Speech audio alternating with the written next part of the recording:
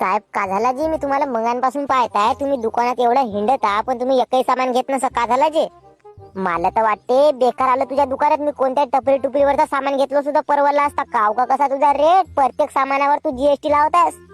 बापा तुम्ही तर मस्त मोदी मोदी करते ना. घे आता मोदी मारते तुमची गुबी आहे. जर आता मोदी घेऊन आला ना तर 18% जीएसटी आता तरी आहे, मग 21% होणार आहे जीएसटी. तुम्हाला का समजते का? तुम्ही फक्त त्या मोदीला एवढा खराब म्हणते. तो राहुल गांधी का करेल? तो काहीच नाही करू शकत. तो म्हणते ना दर महिन्याला 8,500 एका बाईला देतो, काहीच नाही देतो घंटा.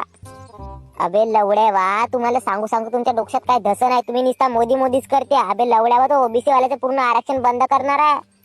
अगं हो ना गा, करू दे ना गा आमचं आरक्षण बंद. पण तुम्हाला मारवाडी लोकायला, मुसलमान लोकायला कसं बाहेर हाकलल? त्याच्यात दम आहे का बे आम्हाला बाहेर हाकलाचा? तो तर साला पुरा भारत बर्बाद करताय बे. तो पंतप्रधान होता का चपराशी होता बे? अब की बार 400 पार, फिर एक बार मोदी की सरकार. अबे लवड़े, वो 400 पार करेगा का? घंटा से 400 पार करेगा? वो पाकिस्तान से उम्मीदवार लेके भी आए ना, तो भी 400 पार नहीं होता.